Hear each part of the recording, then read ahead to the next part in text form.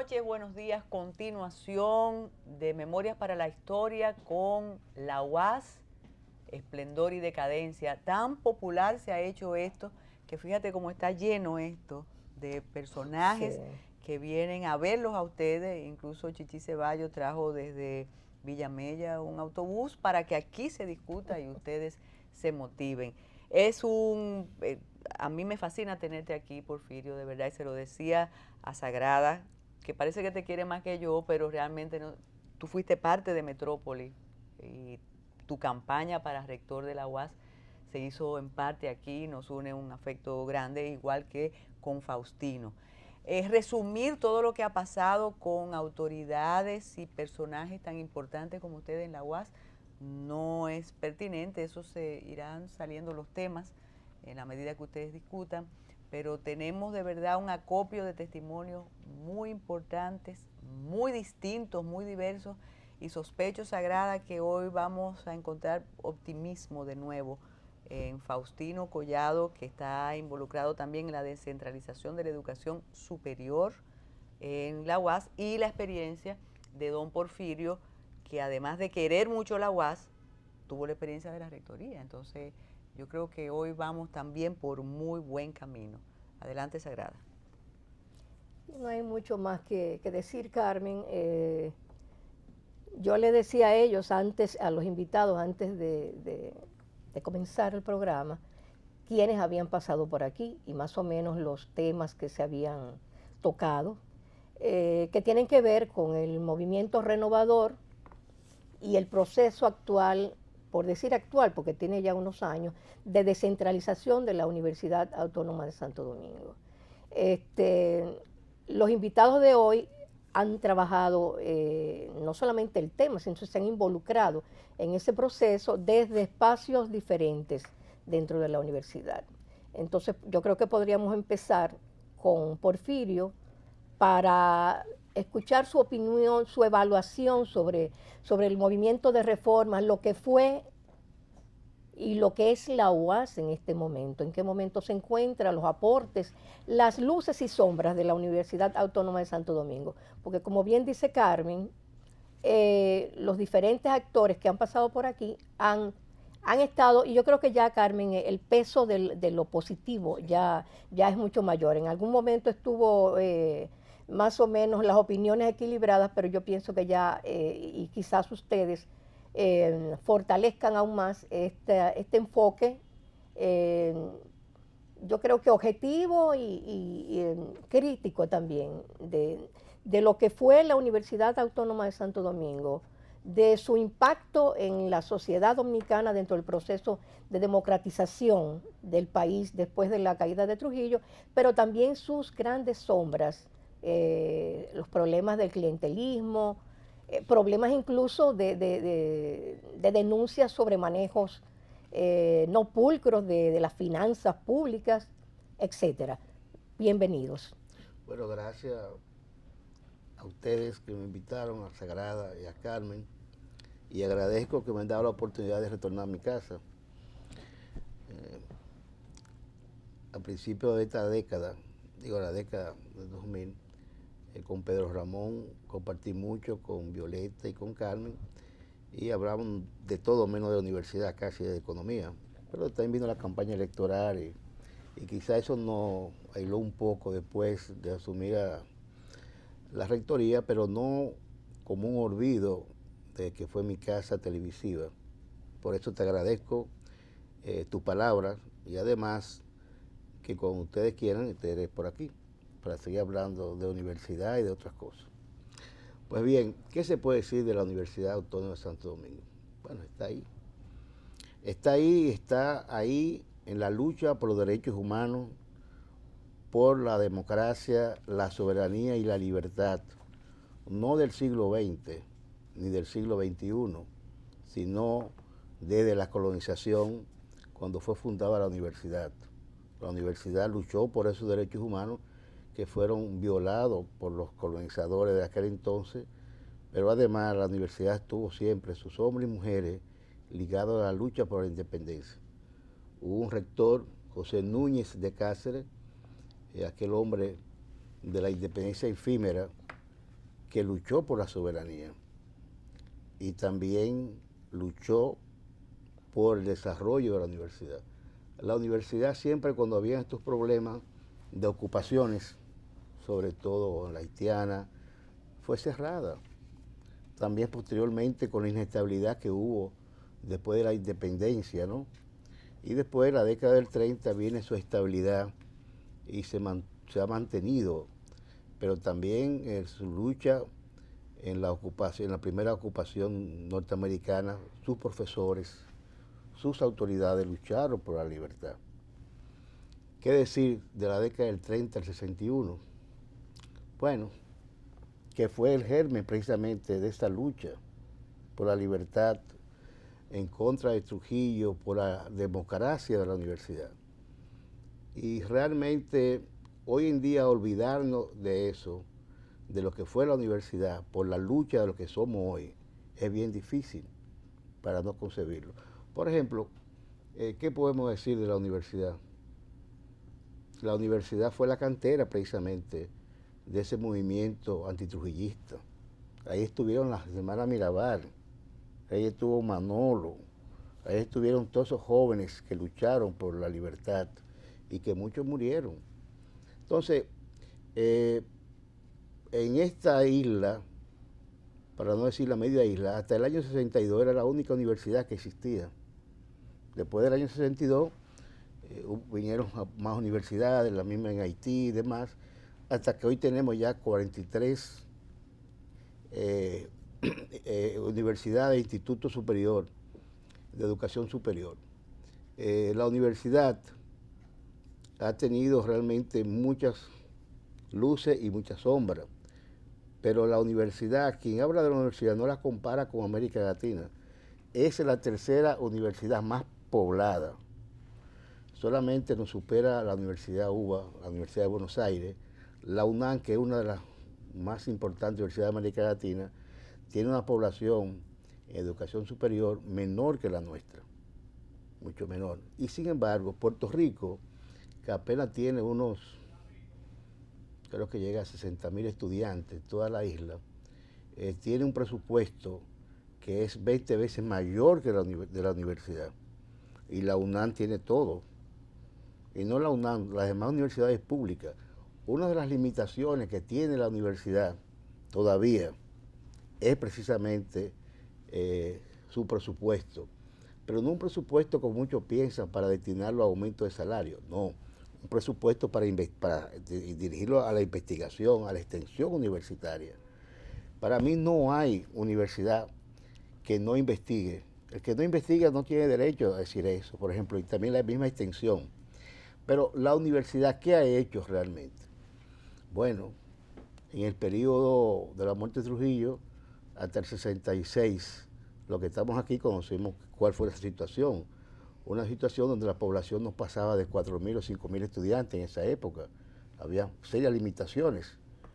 Y realmente en ese entonces, al interior de esto, un grupo de jóvenes estudiantes formaron la federación y trataron con la idea de avanzar en el aspecto de hacer las reformas para que la universidad fuera realmente masificada para las partes de la población. Aquellos que no podían tener recursos, antes los hijos no iban a universidades privadas, y no iban porque no había universidades privadas, lo mandaban al exterior. ¿Usted se imagina lo que costaba? ¿Quiénes podían? Quienes podían, claro está. Entonces vino realmente, bueno, no voy a hablar de la lucha para ganar tiempo, de ese entonces, pero es alto conocido, pero sí tenemos en ese entonces que en el 65 ya había la idea de transformar la universidad, inspirada por el movimiento de Córdoba, de Argentina, del año 1918, y realmente esa situación induce que al interior de la universidad se crea ese germen para transformarla. ¿Qué consolidó esas ideas? Y es lo único que aquí queda en el país, como remanente de esa lucha, la lucha de abril. El movimiento renovador se le debe gracias a aquella época, aquella epopeya, donde realmente con todos los planes que se habían esbozado, toda esa lucha de estos jóvenes estudiantes, precisamente de ahí surge ese movimiento renovador que permite un mayor acceso a la población a la universidad, donde aquellos que querían estudiar fueran sin grandes trabas en ese entonces. Yo entiendo que ese periodo hacia acá ha habido muchos problemas, pero la universidad siempre fue el marco de referencia para los aspectos relacionados no únicamente con el aspecto público, fue el ejemplo. Es decir, vamos a hablar de un tema, el sistema electoral dominicano. ¿De dónde fue copiado? Fue de la UAS. En la UAS nunca se ha hablado, cuando se habla de elecciones, que hubo fraude, que hubo aquello. No, por el contrario. La propia no reelección fue de la UAS que surgió. Hoy en día se habla que para las elecciones programadas para el 15 de febrero del próximo año, se va a hacer precisamente mecanizada, es decir, a través del voto mecanizado. Electrónico. Y se va a hacer de ahí como ensayo, es decir, se ha tomado como ensayo ese aspecto. Ahora, ¿qué es lo que pasa hoy en día? Que vemos una universidad diferente. Perdona que te interrumpa, pero sí. Luis Gómez, que fue el que le antecedió, planteaba, criticaba la manera en cómo se está votando actualmente en la UAS, que él incluso planteó que ha habido un proceso de degradación, que ya cualquier estudiante puede votar desde su casa y que antes era a través del claustro, donde cada candidato exponía lo que pensaba de la universidad y se tomaba la decisión por votación no, lo presencial. Que pasa es que era presencial, Sagrada, y eso era maratónico. Ahí tú tenías que ir en la mañana y salía no sé a qué hora, 11 hasta las 12 de la noche, la doble vuelta ahí mismo. Y realmente Luis hablaba, porque Luis fue uno de los exponentes, había que justificar el candidato, el porqué, y hacía buenas exposiciones Luis, claro, porque tiene un gran, como abogado y como ser humano, una persona muy convincente. Pero se cambió porque realmente limitaba a muchas personas que laboraban y no podían ir hasta ahí 8, 10 o 15 horas sentados, no podían salir a la hora de la votación. Entonces, no es de tu casa que tú votas ahora, no. Ahí te dan, por ejemplo, de 8 de la mañana a 8 de la noche, ¿no? Y tú puedes ir en ese lazo y votar, como pasa en el país, que tú votas y ya. Pero está realmente ahí, nunca ha habido ningún tipo de problema, son transparentes. Pero sí, hablando en el aspecto de la universidad, yo siempre he dicho que la Universidad Autónoma es ahora mismo una caja de resonancia de la sociedad. Eso es actualmente. La masificación, Faustino, que incluso fue un ideal en un momento, y el ex rector menciona 4.000 estudiantes versus el número que hay ahora. Esa masificación ha incidido en la calidad no solo de los profesores, sino de el grupo humano que vaya buscando una carrera, buscando una transformación de su vida a través de la educación. Pero tú vas a responder eso, tuviste suerte. Después de la pausa, regresamos. Para que pienses. Para que pienses, sí.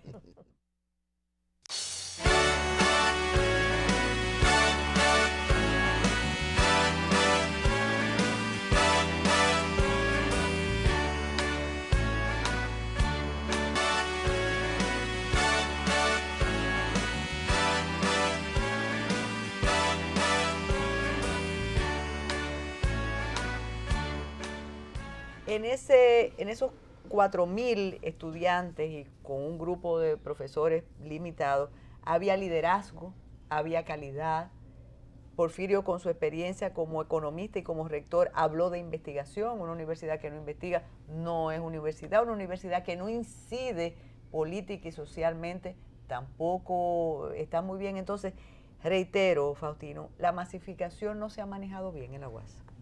Gracias y buenas noches. Un placer estar con ustedes y con mi rector. Él que fue causante de parte de su equipo en la universidad. Lo primero que debemos cuestionar no es el concepto masificación. Es un mito la masificación. No hay masificación en la UAS, claro, ni hay masificación en el país.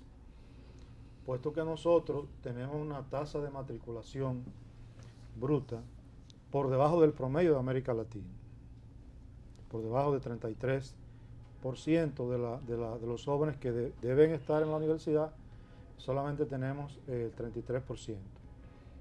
Entonces, no hay masificación.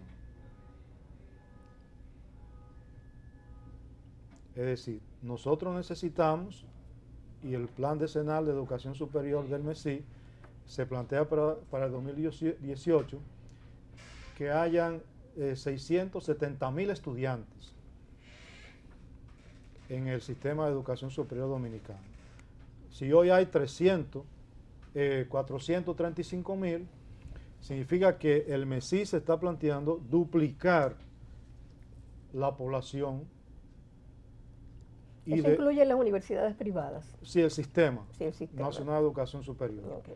Si se está planteando duplicar el sistema y nosotros, la UAS, tenemos el 50%, significa que nosotros prácticamente nos vamos también a duplicar. Es decir, la UAS tiene que esperar en los próximos 10 años a tener más de 300,000 estudiantes.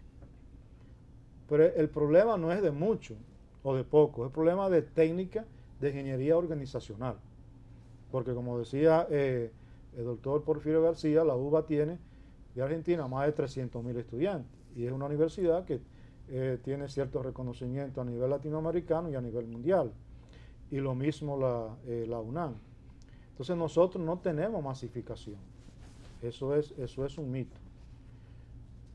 Ahora, si tú luego dices, bueno, tenemos X cantidad de estudiantes, entonces nos faltan aulas, nos faltan presupuestos, nos faltan profesores.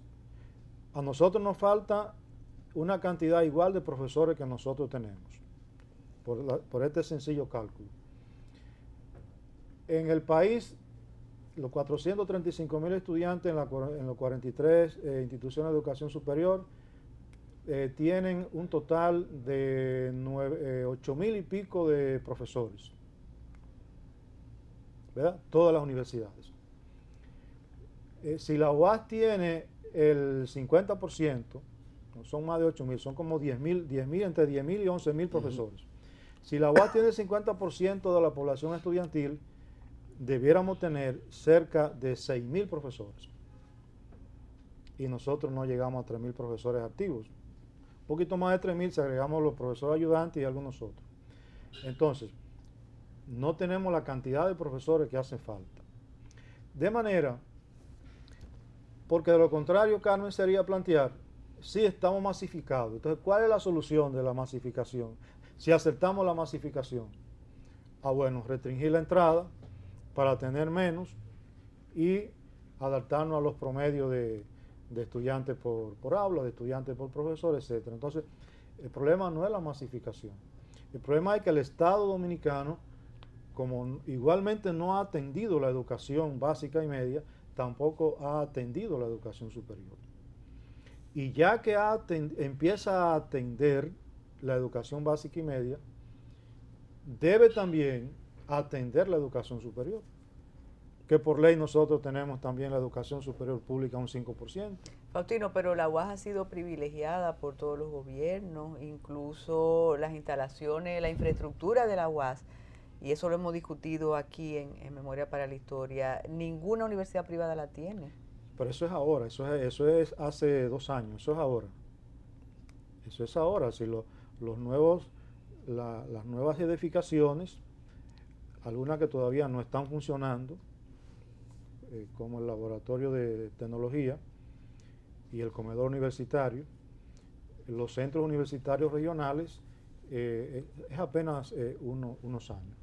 Pero entonces, ¿qué fue lo que pasó con el gobierno de Leonel Fernández?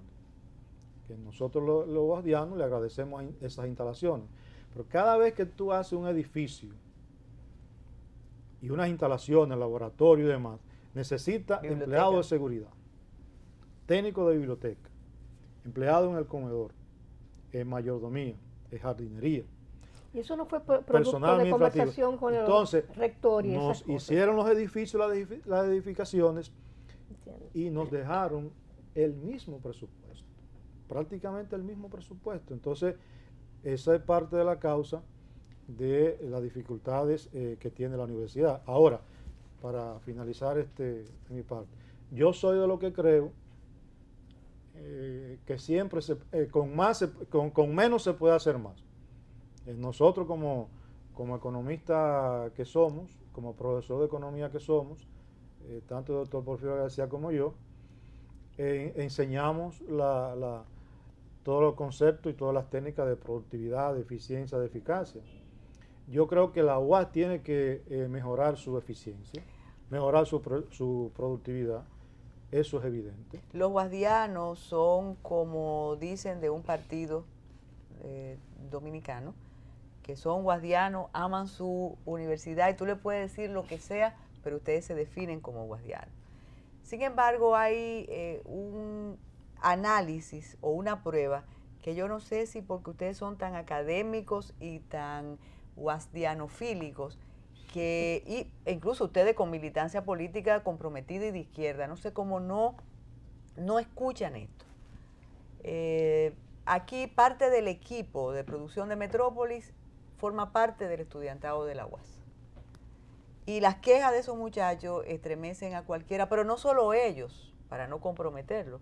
Sí, claro. Tú pasas por la UAS, tú vas a alguna actividad a la UAS, por cierto, en esas instalaciones tan extraordinarias y tan descuidadas, y tú oyes las quejas. Entonces, ustedes se han alejado del estudiantado, aman tanto la UAS como símbolo, pero no le importa que los muchachos digan que los profesores son irresponsables, que no pasan lista, que no se cumple el programa, que ellos están ahí en el campo como si fuera el campo, sueltos, ahí nadie se ocupa de nada. Eso ustedes lo saben. Claro que sí, pero le voy a decir algo. Cuando yo era rector, y antes también, yo le decía a los jóvenes, griten, protesten de forma pacífica, digan los problemas. Y en el consejo universitario, yo le decía, oye, jóvenes, despierten, ¿cuál es el problema que hay? Un caso sexual que no cumple, pues repórtalo, tú verás cómo se va a sancionar. Entonces, ¿qué resulta? La UAS, igual que otras universidades, tiene muchas limitaciones en ese aspecto. Y eso es verdad, yo conozco también. Sin embargo, yo sí creo también que hay que aplicar la evaluación profesoral. Todo aquel que no cumple la norma, para afuera. Ahí está el estatuto que le trajo Faustino de la universidad, que establecen, por ejemplo, sanciones a los profesores. Y el código de ética. Y el código de ética también.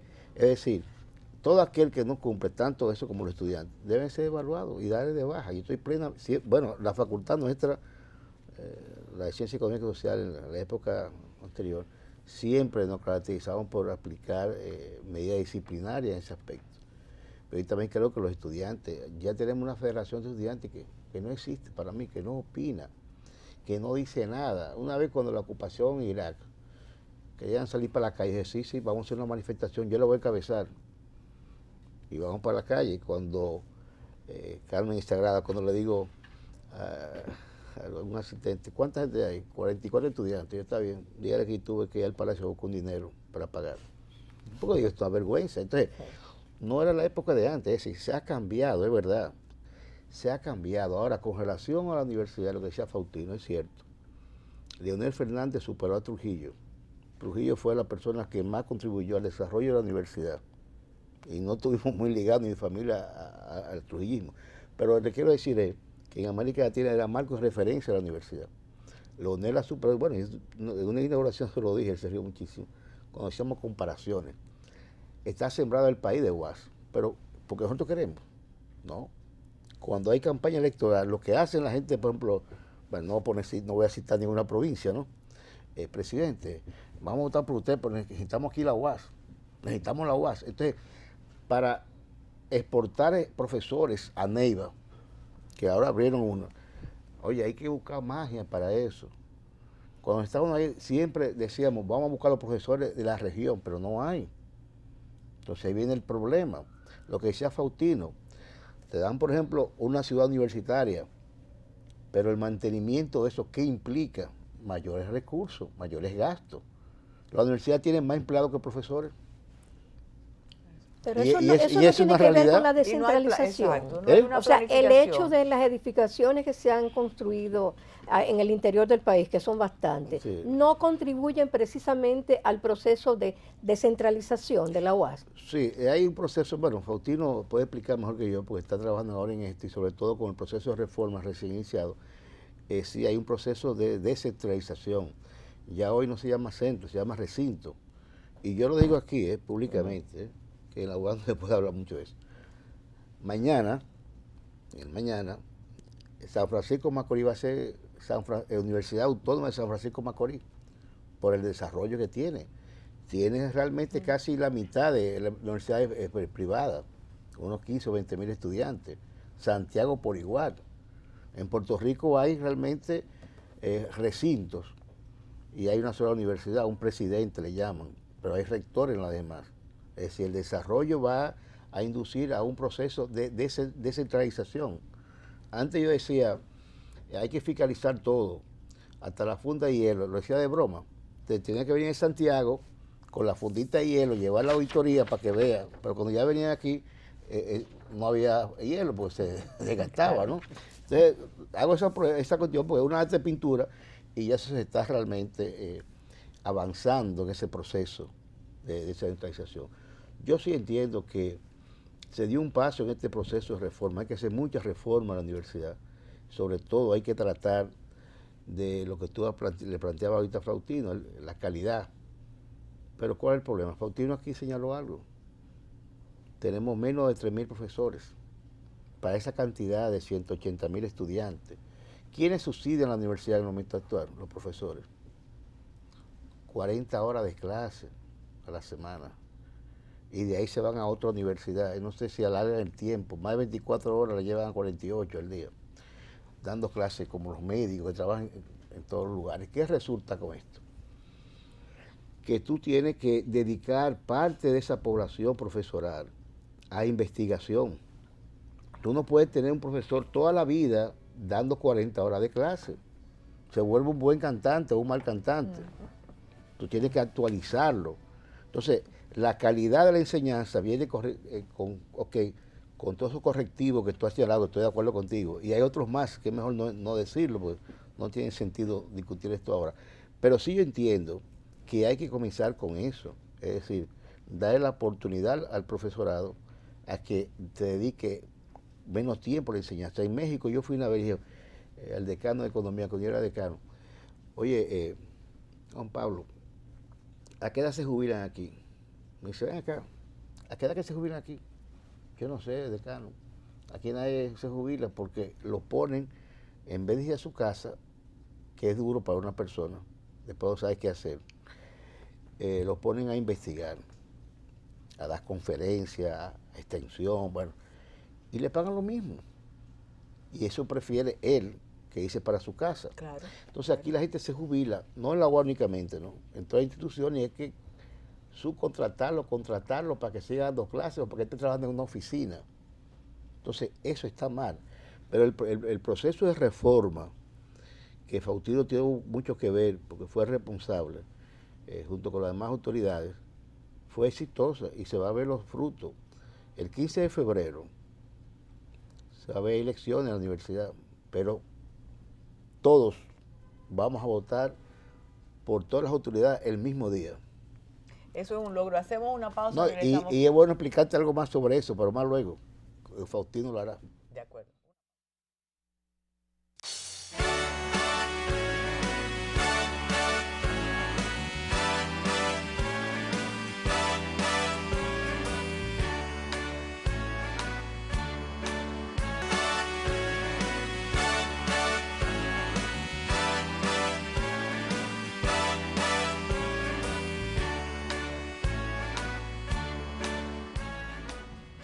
Faustino, te toca a ti ahora. Bueno, José Israel Cuello dijo algo aquí que le molestó a muchas personas y permitió discusiones en esquina después del programa. Él dijo que la prueba para saber si la UAS era tan buena como ustedes dicen y otros tantos dicen es que ninguno de los profesores de la UAS o la mayoría no tiene a sus muchachos estudiando ahí. ¿Qué tú piensas?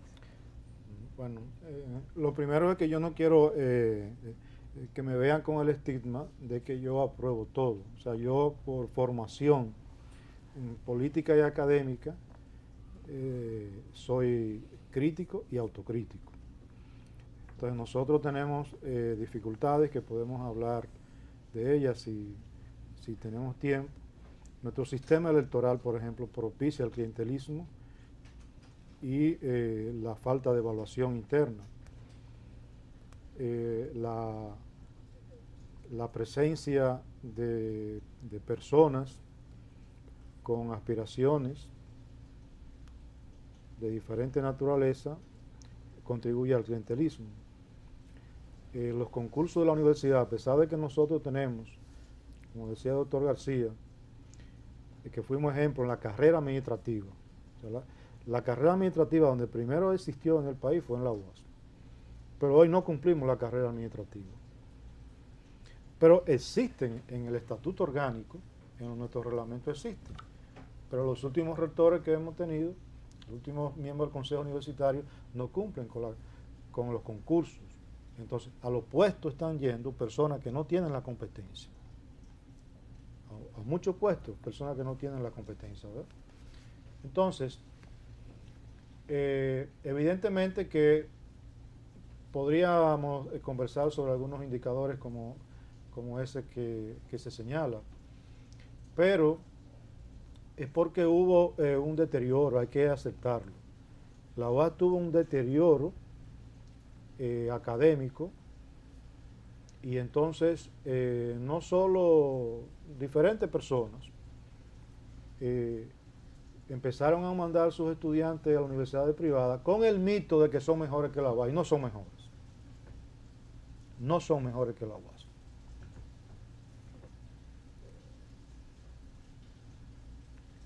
Entonces, nosotros estamos comprometidos, yo soy parte de corrientes internas en la universidad, a como decimos, que la UAS no solo sea la más vieja, la primera en edad, sino que sea la primera en calidad. Cuando nosotros logremos, y estamos en ese camino, la universidad ahora mismo ha iniciado un proceso de acreditación institucional internacional y yo estoy abogando, por ejemplo, por la acreditación de las carreras y los programas de posgrado. Cuando nosotros en unos pocos años empecemos a tener esos estándares internacionales, estamos siendo evaluados, evaluación externa por el MESI. Hay un plan de mejora que los evaluadores o los pares externos del MESI nos han dado, que se está cumpliendo. Cuando nosotros logremos avanzar por ahí, mucha gente se va a quitar de las universidades privadas para ir a la UAS. Ahora, yo admito que hoy hay muchas deficiencias, sobre todo en algunas carreras. Ahora, nosotros tenemos otras carreras, como es el caso de odontología. La misma medicina siempre ha sido buena, pero ahora ya estamos dentro del mismo plan que se da en muchas universidades de América Latina y de Estados Unidos. O sea, eso ahí se ha hecho una reforma.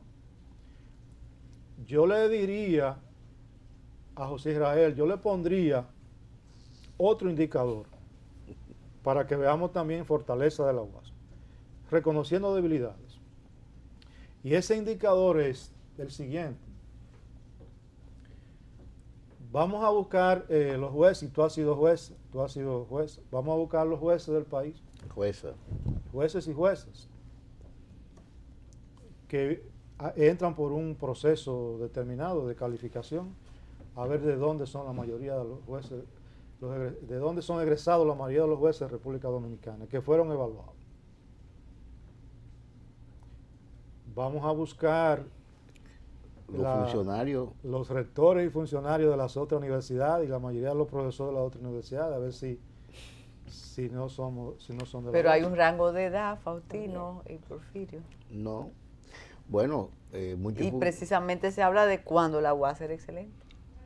Bueno, pero Mira, Es un problema, perdón, Porfirio, es un problema de gestión y de gerencia.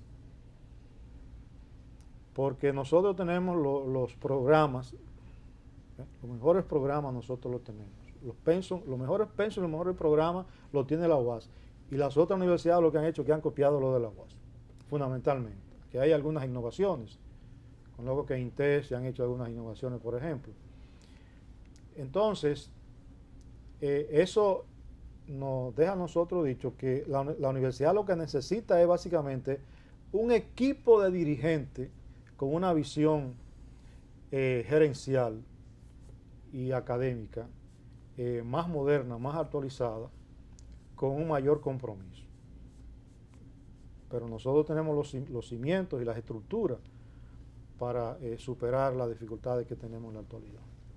¿Tú querías decir algo? sí, no, quería decir que no voy a comparar la universidad con otras universidades. No me gusta hablar de... Creo que todas las universidades juegan su rol. Pero la Constitución de la República consagra el derecho gratuito de la educación pública. Aunque en la universidad autónoma, inclusive esta gestión hizo un reajuste, los que tuvo que echarlo hacia atrás por la nueva Constitución de la República. Pero lo cierto es, si comparamos los funcionarios, y eso lo dijo Leonel en mi presencia en la universidad, antes de, cuando inauguró algunas de esas últimas obras, él decía, todos los funcionarios son de la UAS, no, y son jóvenes, o sea, son graduados después de 66, la mayoría. Entonces, lo que dice Faustino, también somos los egresados de otras universidades, los rectores de otras universidades pasan por la universidad. No nos vamos a comparar. Yo comparo inclusive las universidades en función de las carreras que pueden tener. Y ahí sí pueden uno decir cuál es más competitiva que otra. Pero yo me pregunto, Sagrada y Carmen, ¿qué sería de este país y de la población de menos recursos económicos sin una universidad? Para esa juventud, ¿qué sería? Yo sí creo que lo que hace la universidad actualmente lo puede ser mejor y debe de hacerlo mejor. Por lo menos ya el partidismo no está incidiendo tanto como era antes, que era por cuestiones de los partidos. Yo fui a la universidad sin ningún partido, quizás, y Faustino es testigo, que formamos parte hace tiempo de un mismo equipo de visión crítica de la universidad, como académico.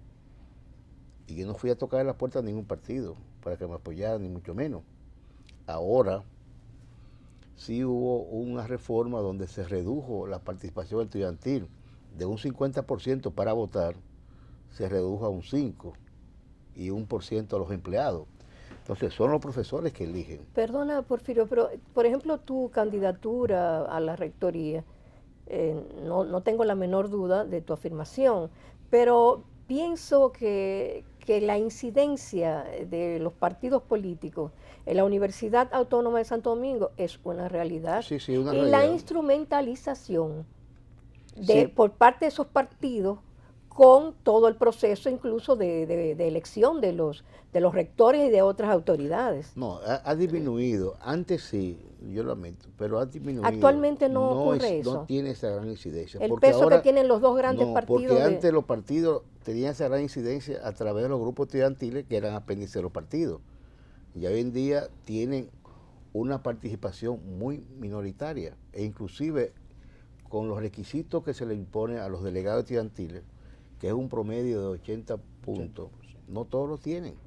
Inclusive hay gobiernos que no van los estudiantes porque no califican. Ahí nos vamos a un clientelismo académico. ¿Cómo ustedes se han acostumbrado a que la excelencia en el estudiantado no sea una realidad? Y ellos lo saben. Incluso aquí hemos recordado la época de Amín, de Asdrúbal, Claro. de José Joaquín, tanto de derecha como de Sí, izquierda. claro. Esa Desde Filló. excelencia de estudiantes que además eran comprometidos políticamente, pero académicamente eran Sí, uno. pero, Carmen, es que para mí no existe el movimiento estudiantil. Lamentablemente no existe. No se siente, no hacen nada, no exponen. Van al consejo. Pero es capaz de meter en crisis a la universidad Sí, matando claro. a un policía. Sí, pero óyeme bien. ¿Y la universidad qué medidas ha Pero- tomado en ese Pero sentido? en la época mía, era producto de los estallidos sociales que habían. Venían de Bonao. Y yo me paraba ahí al frente de la calle a enfrentarlo. Y yo, ¿por qué tienen que venir aquí si vete para Bonao? Esto no es un problema de la UAS. O venían de San Francisco. Es decir, cuando había ya protesta de otra índole. Yo sí creo que la universidad debe seguir haciendo grandes cambios. Como expresaba ahorita, el sistema electoral va a cambiar. Antes durábamos 6 meses para elegir el último subdirector de un recinto universitario, o 5 o 3 meses con un vicerrector. Ya no, va a ser el mismo día. Y además esa reforma reciente prohíbe la reelección generalizada. Antes era para el rector, ya eso no existe en la universidad. Entonces, vienen también con el sistema de otros cambios. Yo sí creo que por ahí va a comenzar a corregir muchas distorsiones que usted tiene razón cuando lo expresan, sobre todo para la elección de directores. Antes yo ponía a Faustino, por ejemplo, ¿no?, a dar economía espacial sobre la situación de Marte. Y porque a no ser amigo mío y se va a votar por mí, para mi reelección o para mi candidatura. Ya eso se eliminó. Ahí asumió... ¿Cómo se eliminó eso? ¿A través de...? No, de la reforma del sistema electoral, porque ya no hay reelección para nadie. Ahí un vicerrector no puede estar pensando, como siempre, pensando en la reelección o ir más para arriba. Ahora es más difícil. Va a ser por tu trabajo, por tu estilo de gobernar en la escuela, el decanato, y va a transformar, yo creo que la universidad por ahí. Así como además otros tipos de reformas que se han hecho y se van a ver, que se van a aplicar en el tiempo, ¿no? Hasta el 18. Otra pausa y regresamos.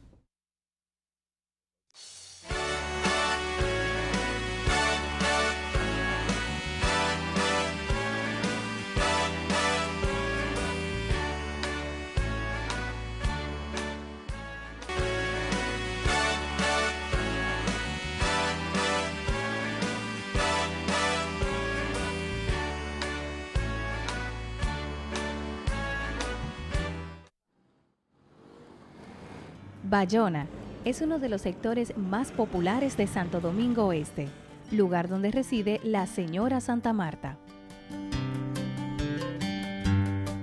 Cuando yo vine aquí, amor, que salí del campo, lo que trabajé en una casa de familia, estudié diseño de moda, aparte de todos los cursos técnicos que yo me seguí proyectando. Desde hace varios años, Santa Marta inició en el negocio de la recolección y venta de botellas, como una solución para sustentar su economía. Mira, y ves a la loca aquí en el barrio, alguna persona, porque yo amanecía vendiendo botellas. Pero sus deseos de superación la hicieron pensar en un negocio más rentable. Yo me propuse, me voy a superar. Cuando veo la necesidad de un progreso, ahí es que entra Banca Solidaria. Banca Solidaria llega al sector de Bayona, se reúne con la Junta de Vecinos y es entonces donde la señora Santa Marta se entera de los préstamos, llena su solicitud y a los 2 días su préstamo está aprobado. Brinqué, salté, me reí, lloré. Fue como algo como tan rápido. Y yo dije, wow, pero me sorprendí de verdad. En la actualidad, Santa Marta tiene su propio centro de terapia, con 2 camillas y utensilios para realizar masajes, limpiezas y exfoliación. Aquí están 2 tipos de terapias. Como aparte de lo manual con mis manos, pues también uso esta máquina que me ayuda muchísimo. También te sirve para cualquier dolor corporal que tú tengas en tu cuerpo. Con su aspiración de progreso, el negocio de las botellas quedará atrás. Ahora Santa Marta tendrá más tranquilidad y comodidad en su nuevo negocio. Yo le exhorto a todas las personas que quieran crecer, que primero que piensen que tienen que ser honestos, que le van a dar un dinero que no es de él, que es un préstamo, pero a una tasa muy buena. Primero piensa qué tú quieres hacer, cómo lo vas a hacer, entonces te vas a dirigir a Banca Solidaria y te van a dar un préstamo que tú vas a salir, que vas a progresar. Claro que sí. Faustino, la descentralización, ¿en qué va a consistir o en qué consiste? Bueno, Y el presupuesto para Eso. llevar a cabo eso. primero vamos a 2 segundos decir que la descentralización es una necesidad para el desarrollo regional, porque aquí todo se concentra en la capital. Poder, cultura, finanzas, economía, todo. Entonces, la UAS, como está distribuida por todo el país, en 20 provincias, tiene que contribuir a ese proceso de descentralización. Lo que nosotros estamos planteando es una descentralización de la UAS conjuntamente con la descentralización de las regiones. Es un proceso que estamos impulsando y hay unos contactos, unos eventos que están ya fijados para realizarse, donde van a participar los ayuntamientos, la sociedad civil, las instituciones públicas. Ahora, en lo que respecta a la UAS, la administración de la UAS tiene que ampliar la desconcentración y la descentralización hacia los centros regionales, porque hay un costo elevado de las gestiones que se hacen desde aquí hacia los recintos y centros y desde los recintos y los centros hacia la universidad. Entonces, hay muchas aprobaciones, compras, contrataciones de maestros, de bienes y servicios, que la descentralización va a permitir que se haga desde allá, desde las provincias y desde las regiones. También fortalecer los recintos y los centros va a disminuir más todavía la migración de estudiantes hacia la capital, y eso va a favorecer a muchas familias que no van a tener que gastar lo que hoy gastan. La descentralización busca también afinar la reforma curricular, porque el currículo que se aplica, que aplica la UAS es el mismo en todo el país. El mismo pensum, los mismos programas, pero aquí el este no es lo mismo que el noroeste. La región del Valle, de San Juan, Elías Piña, no es la misma que el nordeste.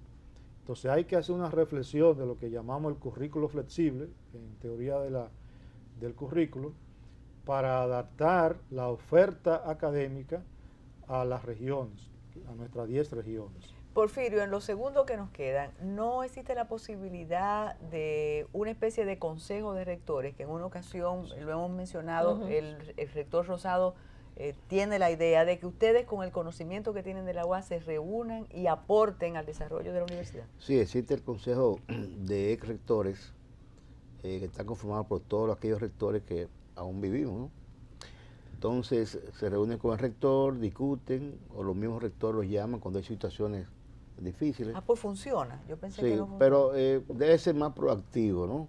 Pero sí nos reunimos y tenemos, además, hay una resolución del Consejo Universitario que establece como algo honorífico este organismo de rector como organismo de consulta, más que de asesoría.